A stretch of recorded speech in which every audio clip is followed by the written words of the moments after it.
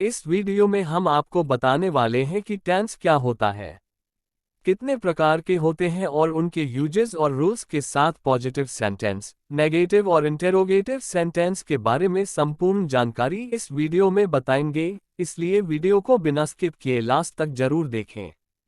Tense मतलब काल, जिसके 3 प्रकार होते हैं: प्रेजेंट टेंस, पास्ट टेंस और फ्यूचर टेंस।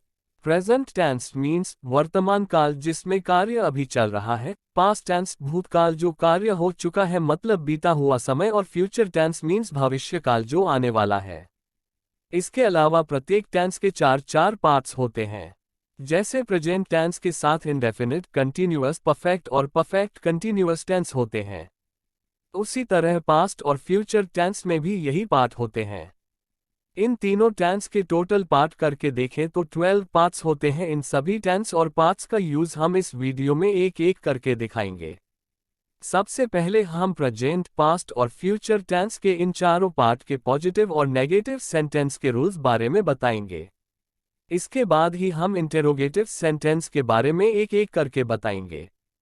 तो इतना तो आप जानते ही होंगे कि प्रत्येक पॉजिटिव सेंटेंस में सब्जेक्ट के बाद ही हेल्पिंग वर्ब और वर्ब आता है, उसके बाद ही ऑब्जेक्ट का यूज होता है। इसलिए किसी भी सेंटेंस को अगर हम चेंज करते हैं या बनाते हैं तो उसका हेल्पिंग वर्ब भी चेंज होता है, बाकी सब सेम होता है। जैसे प्रेजेंट इंडेफिनिट टेंस के पॉजिटिव सेंटेंस में वर्ब के साथ एस या ईएस का यूज होता है, और यदि नेगेटिव सेंटेंस बनाते हैं तो उसमें डू नॉट और डज नॉट का यूज होता है। प्रेजेंट कंटिन्यूअस टेंस के पॉजिटिव सेंटेंस में इज, आर, एम और वर्ब में आईएनजी का यूज होता है, और नेगेटिव सेंटेंस में इज, आर, एम के साथ नोट का यूज होता है।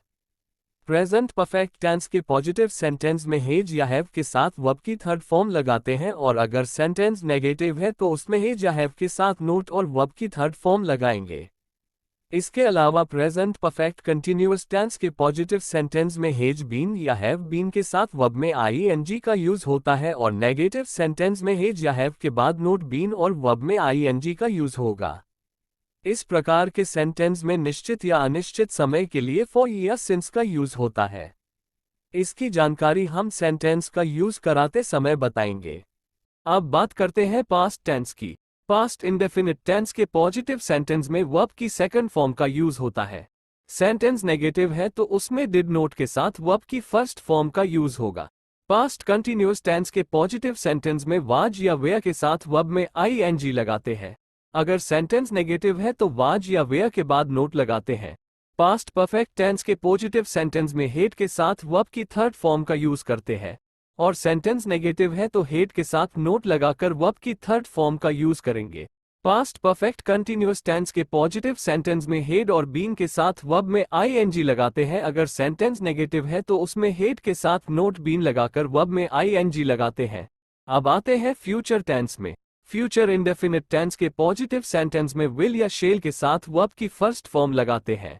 आई और वी कर्ता के साथ शेल का यूज होता है, बाकी सभी के साथ विल का यूज होगा।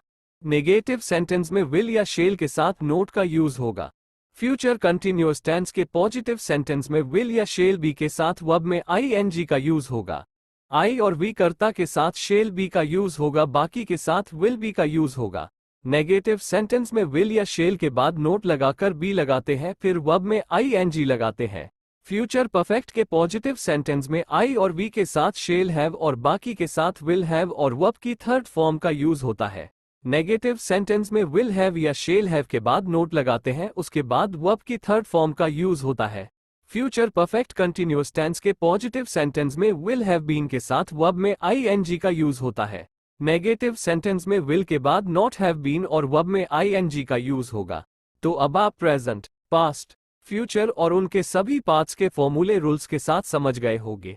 इसके आगे अब हम एक एक सेंटेंस रूल्स के साथ समझाने वाले हैं, इसलिए वीडियो को लास्ट तक जरूर देखें। जैसे कि हम पहले ही बता चुके हैं कि प्रेजेंट इंडेफिनिट टेंस के पॉजिटिव सेंटेंस में सबसे पहले सब्जेक्ट, उसके बाद वर्ब में एस या ईएस और फिर ऑब्जेक्ट आता है। अगर सब्जेक्ट सिंगुलर है तो वर्ब में एस या ईएस लगाते हैं, और अगर सब्जेक्ट प्लूरल है तो वर्ब में एस या ईएस नहीं लगाते। इन वाक्यों में इज आरएम की इंग्लिश नहीं लिखी जाती। तो आइए बताते हैं। जैसे बच्चे स्कूल जाते हैं, चिल्ड्रन गो टू स्कूल। तो देखिए चिल्ड्रन एक प्लूरल वर्ड है, तो इसमें वर्ब में एस या ईएस नहीं लगा, सिर्फ फर्स्ट फॉर्म का यूज किया गया है। मैं किताब पढ़ता हूँ। I read the book. वे गंगा में स्नान करते हैं। They bath in the Ganga. वो खाना खाता है। He eats the food. तो देखिए सब्जेक्ट में ही का यूज हुआ है जो कि सिंगुलर है, इसलिए वर्ब में एस का यूज किया गया है। इसके अलावा प्रेजेंट इंडेफिनिट टेंस में हिंदी सेंटेंस की पहचान ये है कि वाक्य के अंत में ता है, ती है या ते है शब्द आता है। प्रेजेंट इंडेफिनिट टेंस के नेगेटिव सेंटेंस में सब्जेक्ट के साथ डू नोट या डज नोट, उसके बाद वर्ब की फर्स्ट फॉर्म और ऑब्जेक्ट का यूज होता है। जैसे तारे दिन में नहीं चमकते हैं। The stars does note shine in day. वह साइकिल नहीं चलाता है। He does note drive cycle. मैं कभी झूठ नहीं बोलता हूँ। आई नेवर टेल ए लाई। हम प्रतिदिन स्कूल नहीं जाते हैं। We do not go to school daily. बता दे कि एकवचनकर्ता के साथ डज नोट और बहुवचनकर्ता के साथ डू नोट का यूज होता है। और इंटरोगेटिव सेंटेंस में डू या डज का यूज सेंटेंस के शुरू में होता है, फिर सेम पॉजिटिव सेंटेंस की तरह लिखा जाता है। इंटरोगेटिव सेंटेंस में वर्ब में एस या ईएस नहीं लगाते हैं। जैसे क्या तुम फुटबॉल खेलते हो? Do you play the football? वो स्कूल कब जाता है? When does he go to school? क्या वो बाजार जाता है? Does he go to market? वे दिल्ली में कहाँ रहते हैं? Where do they live in Delhi? इसके अलावा हिंदी सेंटेंस के बीच में क्या क्यों कैसे आता है, तो इसकी इंग्लिश सबसे पहले लिखी जाएगी। पास्ट इंडेफिनिट टेंस के पॉजिटिव सेंटेंस में सब्जेक्ट वर्ब की सेकंड फॉर्म और ऑब्जेक्ट का यूज होता है। जैसे मैं मंदिर गया था। I went to temple. आप स्कूल में पढ़ाते थे। You taught in school. उसने खाना बनाया था। He cooked the food. Rohan पेड़ पर चढ़ा था। Rohan climbed on the tree. Past indefinite tense की पहचान।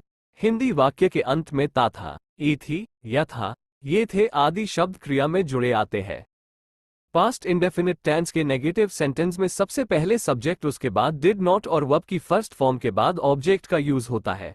जैसे मैंने आज टीवी नहीं देखा था। I did not watch the TV today. मैंने कभी कोई वस्तु नहीं चुराई। I never stole anything. हम कल आगरा नहीं गए थे। We did not go to Agra yesterday. पिताजी आज दफ्तर नहीं गए थे। Father did not go to office today. बता दे कि हिंदी सेंटेंस में कभी नहीं के लिए नेवर के साथ वर्ब की सेकंड फॉर्म का यूज होगा, जैसे सेंटेंस 2 में बताया गया है।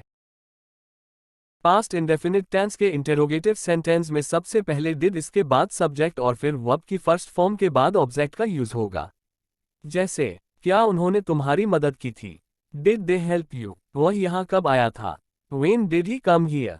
क्या तुमने आज पढ़ाई की थी? Did you study today? वह कल कहाँ गया था? Where did he go to yesterday?